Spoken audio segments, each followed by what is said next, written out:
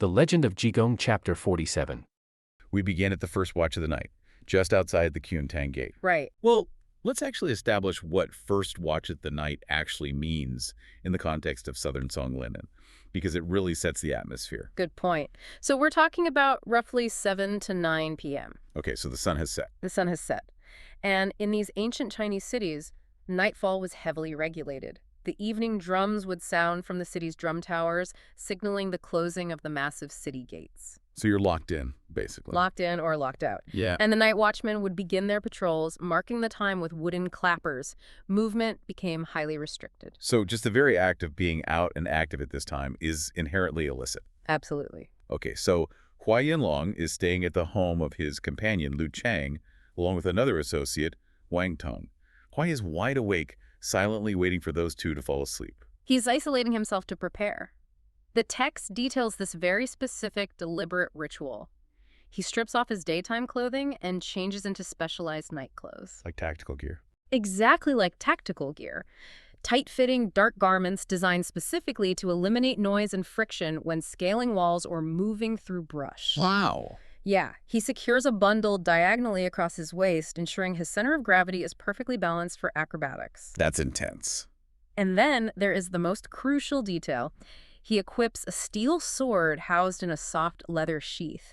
And the text explicitly notes that he tightened the spring on his weapon. Okay, wait, I want to dig into the mechanics of that for a second. Yeah. When we hear spring-loaded sword, I think a modern mind immediately pictures like a switchblade. Sure, yeah. How did a medieval Chinese spring mechanism actually function on a full-size blade? It's a really fascinating piece of metallurgical and mechanical engineering, actually. In the context of Song Dynasty covert weaponry, a spring mechanism usually refers to a tension lock within the hilt or the scabbard itself. So it's not shooting completely out of the handle like an automatic knife. No. Rather, it was this high-tension catch system. When the user pressed a hidden release, or maybe applied a specific torque, the internal spring would forcefully eject just the first few inches of the blade from the tightly gripped leather sheath. Oh, I see. Yeah, it allowed for an incredibly rapid one-handed draw in close-quarters combat. It basically eliminates the friction and that fraction of a second required to manually unsheath the weapon. So he's holding a highly specialized, customized piece of assassination gear. Precisely. I mean, this isn't a rusty kitchen knife or a standard-issue military sidearm.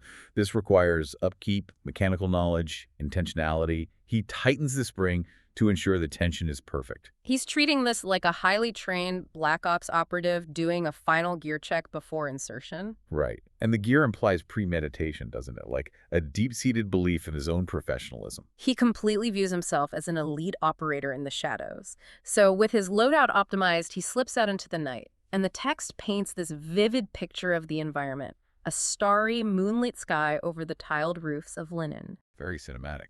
Very. He utilizes lightweight martial arts techniques, bypassing the heavily patrolled streets by moving vertically. Up on the roofs. Yeah, Yeah. navigating over the walls and onto the rooftops, making his way to a very specific destination, the Black Bamboo Nunnery, or Wuzu An. And the physical layout of this nunnery is super important, I think, because it highlights the violation of space that's about to happen. It really does. He bypasses this 3-story main hall, dropping down into an east courtyard. And the source material describes this courtyard as this serene, tranquil space filled with ancient pines and whispering bamboo. It's idyllic. Right. He spies through the lattice windows. Inside, he sees 4 young girls, maybe 14 or 15 years old, chanting sutras under the gentle guidance of a 60-year-old, kind-faced nun. But he ignores them entirely. Yeah, he bypasses the main congregation because he's hunting a specific target, a young woman named Zashi. Right, and the text notes that Zashi is a chaste widow practicing Buddhism, and it specifically mentions that she still has her hair intact. Which is an important distinction, right? It's a critical cultural marker. She is not a fully ordained, shaved-headed monastic. She's a layperson who has sought sanctuary within the religious compound. Because of the cultural pressure. Exactly. In the Southern Song Dynasty, the societal expectations placed upon widows were immensely suffocating. The pressure to remain chaste, to never remarry and to dedicate the rest of one's life to the memory of the deceased husband was considered the absolute pinnacle of female virtue. And that was enforced by intense social stigma, I imagine. Huge stigma. So by retreating to the Black Bamboo Nunnery, Zhao Xi is seeking a safe harbor from those societal pressures. She's finding peace in religious devotion. Which makes the visual contrast here absolutely masterful. You have the serene pines, the chanting of innocent girls learning their faith, and this widow finding sanctuary. It's the ultimate picture of tranquility. And cutting straight through the middle of it is this dark, predatory infiltrator with his mechanically optimized, spring-loaded weapon. Right. But wait, this is where I have a question. If Hua Yunlong is such a cold, calculating professional with custom gear, why is he risking everything to break into a heavily guarded religious sanctuary? It's a huge risk. A massive risk. Breaking into a nunnery is a huge cultural taboo. If he's a pro, this risk profile makes zero sense. I mean, he isn't there to steal the donation box. He's there because he saw a pretty face in a passing sedan chair by Chenghuang Mountain earlier that afternoon. Yeah, he just saw her and fixated. That doesn't sound like a tactical mastermind to me. That sounds like an impulsive stalker who has no control over his desires, but just happens to own extensive equipment. And that contradiction right there, that is the exact key to unlocking his character. You are entirely correct to separate his physical capability from his psychological maturity. Because they don't match up at all. Not even a little. Hua possesses the physical dexterity, the stealth training, and the metallurgical gear of a seasoned operative. He knows how to move without disturbing the dust. But psychologically, he is entirely feral. He's completely impulsive. A true professional calculates risk versus reward, which is usually measured in political gain or a massive financial payout, Yeah, practical things. Exactly. Hua's reward metric is driven exclusively by instant gratification and lust. He's utilizing incredibly high-level skills to service base undisciplined desires. The gear is that of an elite assassin, but the mindset is that of an entitled adolescent who just cannot delay gratification. Wow, yeah. And this brings us to the actual encounter in the room, where that entitlement completely shatters. So Hua finds Zhao Xi's room. She's sitting alone by lamplight, quietly chanting sutras. Completely defenseless. Completely. He forces his way in, obviously terrifying her. But listen to the dialogue here. He doesn't just attack her, he attempts to negotiate. Which is so bizarre. It's crazy. He tells her he followed her because of her beauty, and then he actually offers her a moment of joy in exchange for money. He literally says to this pious widow in a religious sanctuary, "I have a small token of appreciation to compensate you." I mean, the audacity of that transaction is staggering. It's completely delusional. He approaches a woman who has dedicated her life to chastity and spiritual purity, and he attempts to buy her compliance as if he were haggling for fruit in a marketplace. Right. And this tells us everything we need to know about how he views the world. To Hua, every single human interaction is transactional, and he firmly believes his charm, combined with a bit of silver, just guarantees submission. He can't even fathom the possibility of rejection. No, in his internal narrative, he is the dashing, irresistible rogue swooping into the boring life of a widow, making an offer she surely must accept. But she doesn't accept it. She is furious. Zhao Xi stands her ground. She's incredibly brave here. She tells him this is a pure Buddhist sanctuary, demands he leave immediately, and threatens to scream for her master to have him arrested and dragged before the local magistrate. Yeah. She literally warns him that it will be too late for regrets if he doesn't leave that very second. And Hua's reaction to this is the turning point of the entire night. Because it isn't panic. He doesn't realize his mistake and flee into the dark.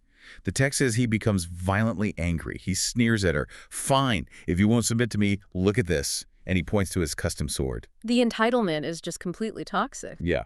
And when she starts screaming for help, yelling that there's a murderer, his lust just evaporates and is instantly replaced by lethal rage. He grabs her hair, draws the blade, and stabs her to death. This specific pivot, from transactional lust to homicidal rage, is the absolute crux of narcissistic injury. We really have to look at what is happening in his brain at this exact millisecond. Walk us through that. What's he thinking? Well, Hu approaches with absolute, unquestionable confidence in his own desirability and control. When Zhao Xi rejects him, it's not just a no. To him, it's a profound puncture to his ego. It destabilizes his entire sense of self. Because he's not the hero anymore. Exactly. Furthermore, her threat to bring in the authorities directly challenges his power and autonomy.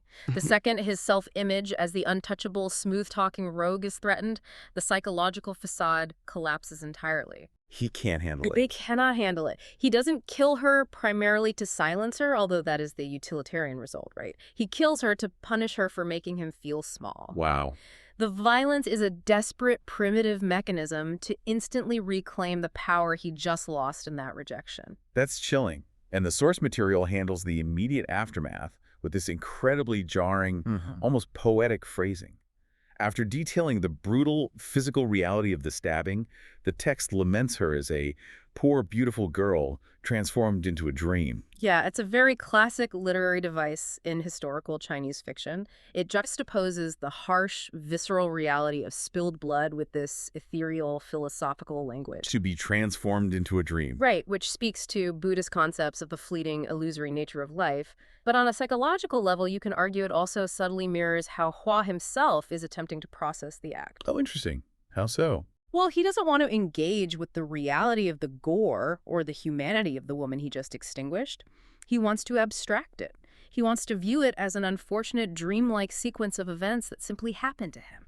That abstraction is so clear in what happens next, because the text explicitly states that immediately after killing her, Hua feels remorse. Yes. But when you look at the context, this isn't genuine remorse at all. He isn't falling to his knees, weeping over the sanctity of human life, or praying for her soul. Not even a little bit. The text notes he was in a state of high excitement regarding his romantic conquest. And now that he's killed her, he feels regret. It's purely a physiological adrenaline crash. It's the realization that he made a massive mess and ruined his own evening. Exactly. It's a profoundly selfish remorse. Genuine guilt requires empathy, right? It requires a person to center the pain of the victim. Hua's remorse is entirely egocentric. He's just mad it didn't go his way. He's annoyed. He's irritated that his anticipated moment of joy has suddenly mutated into a messy capital felony that's going to require him to flee. This is the hallmark of an egocentric worldview. The tragedy isn't that an innocent woman is dead. The tragedy is that Hua Yunlong was inconvenienced. And the inconvenience immediately escalates because the 60-year-old master nun has heard the commotion. Right, the scream. She rushes over and actually blocks the doorway, demanding to know who is causing a disturbance in the sanctuary. So now Hua has a fresh corpse behind him. The illusion of the smooth Night Stalker is entirely shattered. He is in pure, raw survival mode. The facade is gone. Totally gone. He doesn't try to use his stealth skills to slip past her or distract her. He lunges and slashes his sword directly at the elderly woman's head. It's just wild, flailing violence. Yeah, she manages to dodge the lethal blow, but he catches her severely on the shoulder, knocking her to the ground, before he scrambles out over the courtyard walls and escapes across the rooftops. You truly have to pause and admire the incredible bravery of that older nun, though. Absolutely. Despite her advanced age and the obvious danger, she stands in the doorway, acting as a physical barrier to protect her flock. But look at his reaction. It proves that all of his heavily stylized professionalism was just cosplay. Right. The spring sword, the outfit. The carefully tightened spring, the meticulously balanced gear, the stealth infiltration. The moment he faces resistance, it all devolves into wildly hacking at an unarmed elderly woman just to clear an exit path. The mask is entirely off. It's a psychological mechanism we see constantly, don't we? Yes. Someone constructs this incredibly elaborate, swaggering persona. They walk into a room acting like they own the world. But the absolute second that unearned confidence is checked by reality, the fragile ego shatters, and they instantly regress to the most vile, frantic violence imaginable to protect themselves. Because it's the only defense mechanism they have left. Exactly. The pivot from mastermind to monster takes a millisecond because the swagger was structurally unsound to begin with. That is the core driver here. Profound, unacknowledged insecurity masked by intense bravado. When the bravado is punctured, rage is literally the only tool remaining in his toolbox to reclaim a sense of dominance over his environment. So he runs back through the night. He sneaks back into Liu Chang's house. Now, you'd expect him to be hyperventilating, furiously packing his bags, and plotting the fastest route out of the city gates the moment they open at dawn. That would be the logical move. Right. He has just murdered a woman in a highly visible religious sanctuary and assaulted the head nun. The city watch will be mobilized within hours.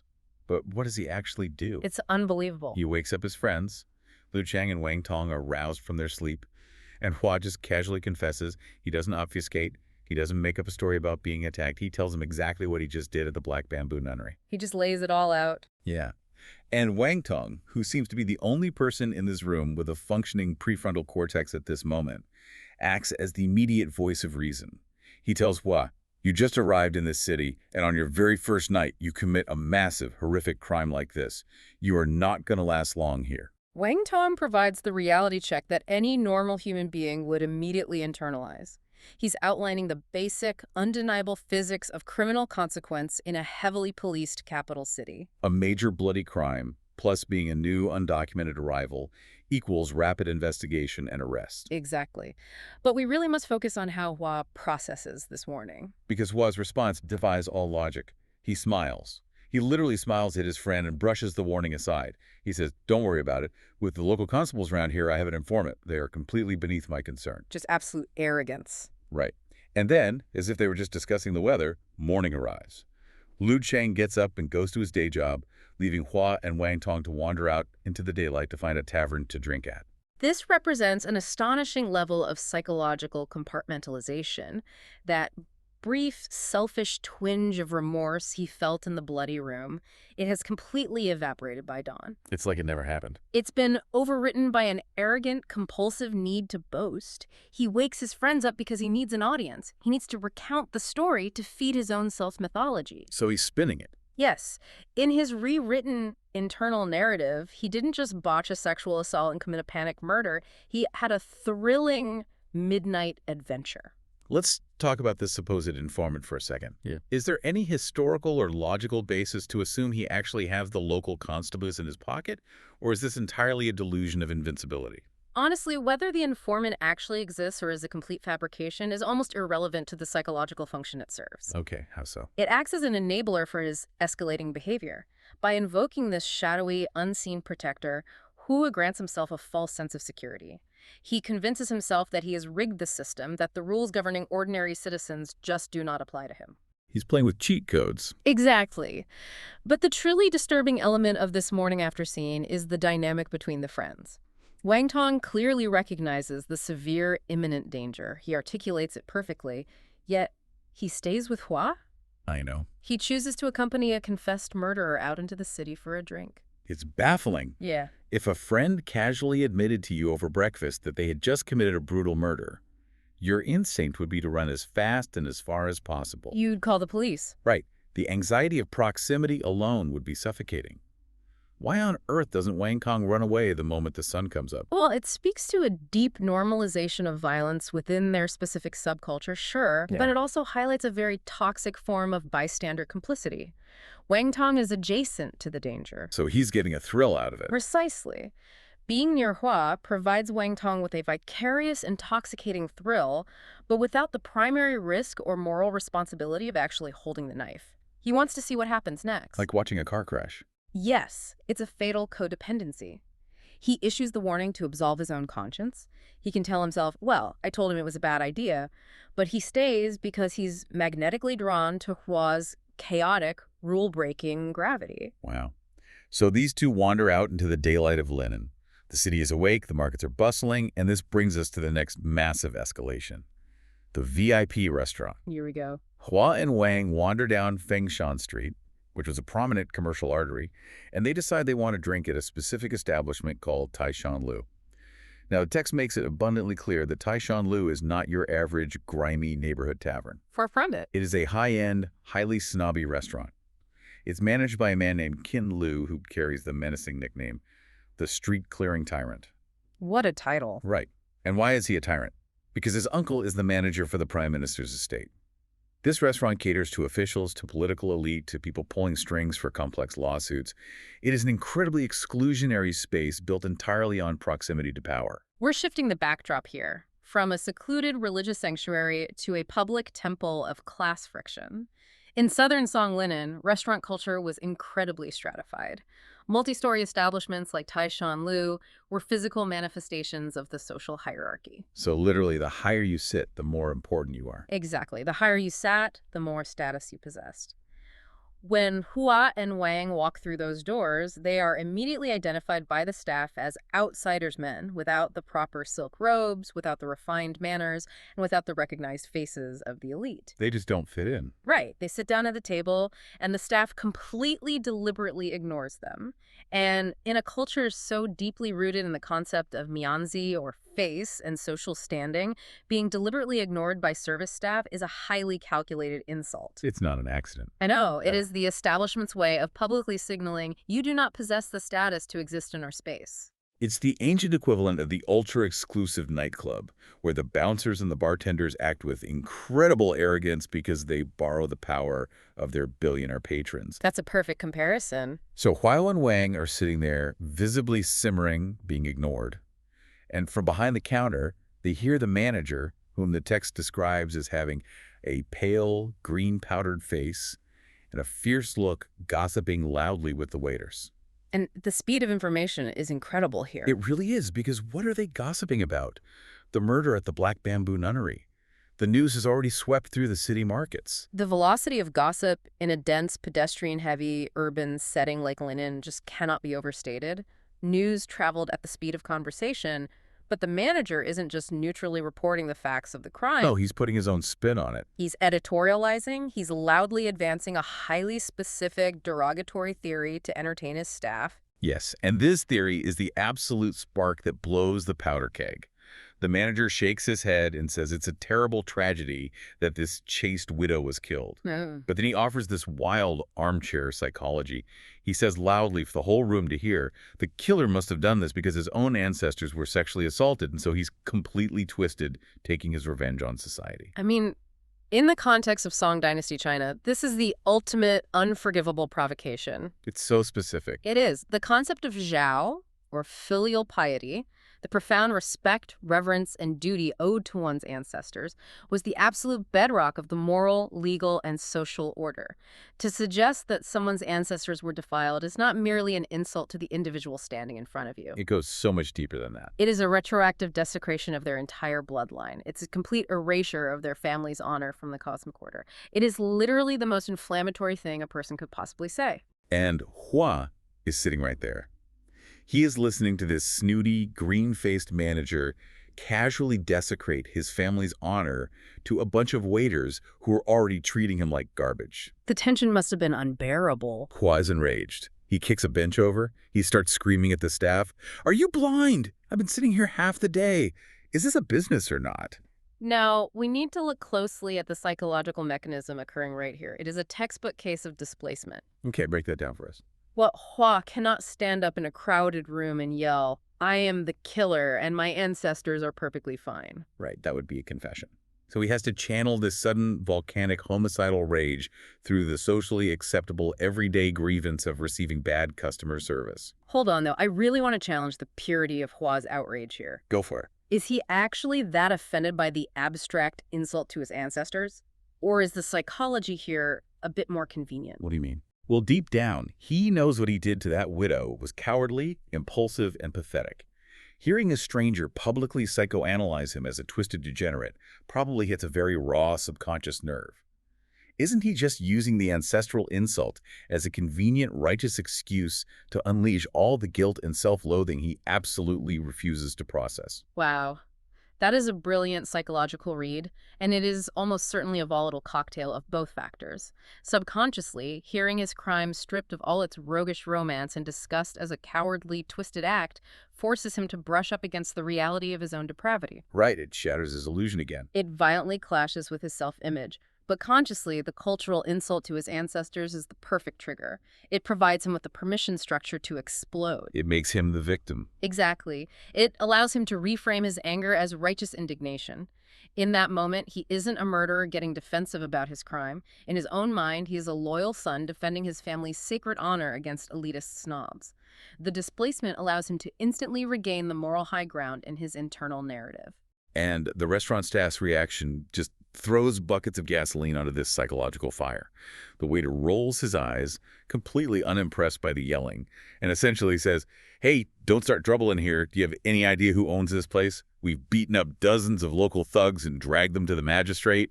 We have connections. Back off." The arrogance of the staff is just astounding. Hua is livid. He demands to see the owner. He threatens to burn the entire multi-story building to the ground. And out from the back steps the owner, Qin Lu, the street-clearing tyrant himself. And what unfolds next is just a masterclass in the fatal folly of institutional power.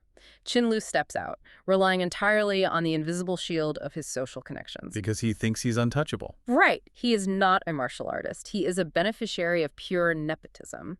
Because his uncle works for the prime minister, that political connection has always functioned as this magical barrier that protected him from physical harm on the streets. He assumes the rules apply to everyone. He assumes, fatally, that the rules of society where high status equals physical safety apply to this seizing man standing in front of him.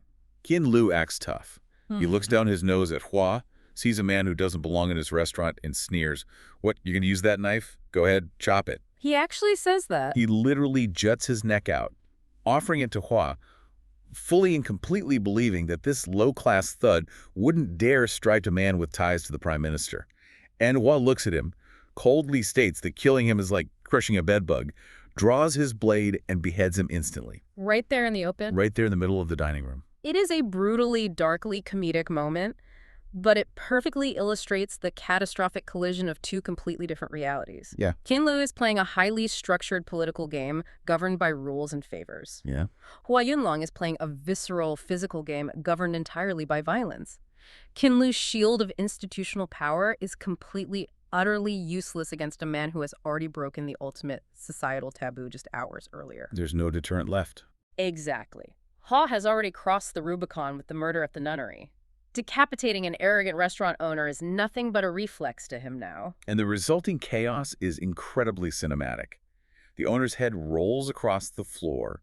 A waiter is so utterly terrified by this sudden geyser of violence that his legs give out, and he literally rolls backward down the restaurant stairs like a physical comedy routine. It's pure pandemonium. Hua and Wang Tong don't stick around to fight the rest of the staff. They vault straight out the second-story window and disappear into the dense, panicking crowd that is rapidly gathering outside on Fengshan Street.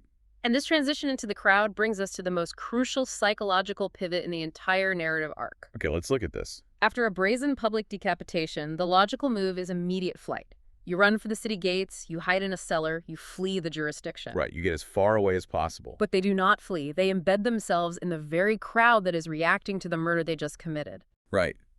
They were standing shoulder to shoulder with the citizens of Linen, watching the city watchmen and authorities scramble. Hua is actively listening to the public's reaction. He's soaking it in. The crowd isn't just screaming in terror. They are furiously debating who is capable of catching such a brazen killer. And the public consensus loudly names 4 legendary constables: Cha Yuanlu, Du Zening, Li Siwan, and Ma Anji. The crowd guarantees that these 4 men, who are famous throughout the province for catching major bandits, will have this killer locked in a cage within 3 days.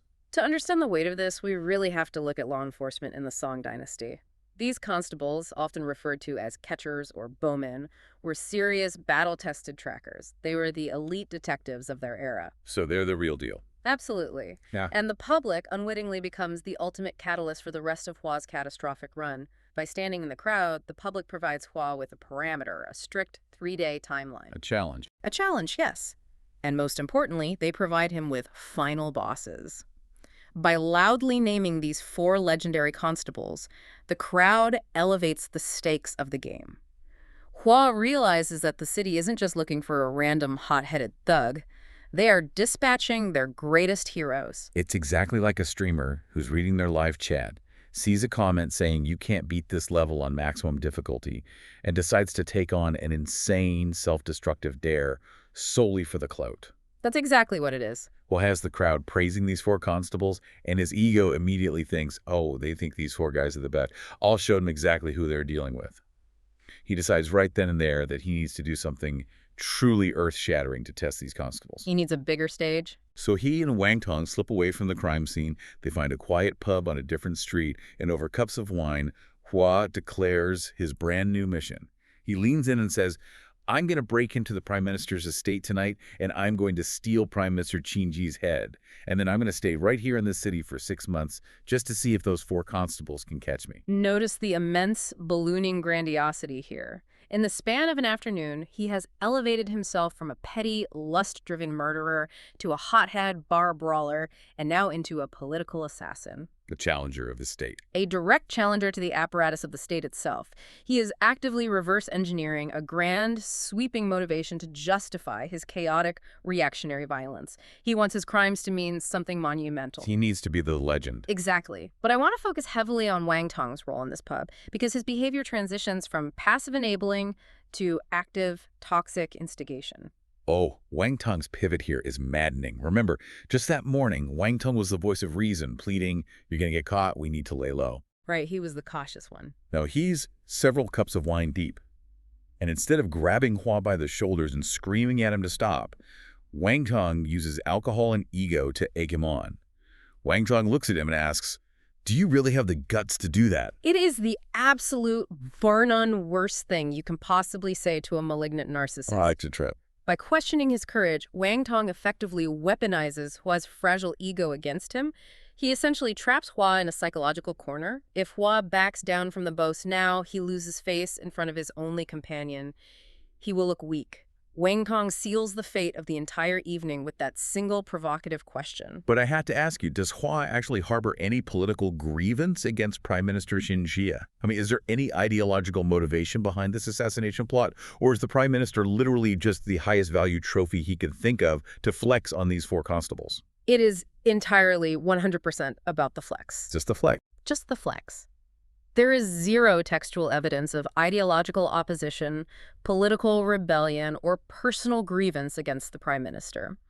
The Prime Minister is simply the most famous, most heavily guarded, and most powerful man in the city. The ultimate target. Right. To infiltrate his inner estate and take his head is to prove, unequivocally, that Yunlong is a god among men, completely untouchable by the law. It is a pure, ego-driven metric of success. So if the crowd had said something else, he would have done that. Oh, absolutely. If the crowd had argued that the emperor in the palace was the hardest target, Hua would have claimed he was going to scale the palace walls. The target is completely irrelevant. The prestige of the target is everything. Wow. So night falls again over Linen. It has barely been 24 hours since the infiltration of the Black Bamboo Nunnery. Hua and Wang change back into their specialized night gear. Tactical outfits. They navigate across the city and successfully infiltrate the Prime Minister's sprawling, heavily guarded inner residence. The text notes that they move across the intricate, sweeping roofs like they are walking on flat ground. Showing off those skills again. They are completely in their element, bypassing guards and patrols. They locate a brightly lit rear room, assuming it must be the Prime Minister's private quarters. They peek inside and see 2 teenage maids standing watch. And here we see a sudden return to the methodology of the highly trained professional. He's back in his element. Instead of kicking the door down and using brute force like he did at the restaurant, Hua utilizes chemical stealth. Right. He takes out a specialized stick of smoke incense, carefully lights it, and blows the smoke through a small hole in the paper lattice window, quietly and rapidly knocking the 2 young maids unconscious. It is sophisticated, it is utterly silent, and it requires highly specialized pharmacological knowledge. Okay, I really want to know how that smoke incense actually worked. We see it in movies as a trope all the time, right? Like a modern tactical sleeping gas or a flashbang. Oh, totally. But in ancient China, what is the actual mechanism there? What are they burning that drops 2 people instantly without waking up the rest of the house? The historical basis for this trope is actually deeply rooted in ancient Chinese pharmacology and toxicology. Thieves and assassins frequently utilize preparations heavily reliant on Datura stramonium. Which is what? It's commonly known as the mandala flower. Or they'd use other nightshades containing scopolamine and atropine. Okay, so serious toxins. Very serious. They would dry the highly toxic flowers and leaves, grind them into a fine powder, and bind them with combustible resins into a stick of incense or a smoldering punk. And then blow the smoke in. Yes. When burned, the smoke delivers the alkaloids directly into the respiratory system. It induces rapid central nervous system depression, leading to profound sedation, incapacitation, and crucially, anterograde amnesia, Wait, meaning what? meaning the victims often wouldn't remember the moments right before they passed out. That's terrifying. It is. And to manufacture and deploy this without knocking yourself out requires exact dosages and a deep understanding of airflow. It is truly elite-level criminal tradecraft. So, using this to deter smoke, they slip into the room completely undetected. The guards are none the wiser, the maids are unconscious on the floor, the coast is entirely clear, but then they look around and realize a massive problem. It's not his room. It's not the Prime Minister's room, it's the Madam's bedroom. The Prime Minister isn't even there. And this is the ultimate defining test of Hua's newfound grandiose ambition. Right. What does he do when the plan fails? Exactly. If he is truly a dedicated political assassin, deeply committed to shaking the foundations of the Song state and proving his superiority over the four constables, he would demonstrate discipline. He would wait. He would retreat into the shadows of the rafters and wait for the Prime Minister to return, no matter how long it took. Or he would systematically, quietly search the other rooms of the compound until he found his target. But he doesn't. He spends all day hyping himself up as the ultimate untouchable assassin who is going to decapitate the most powerful man in the city to prove a point.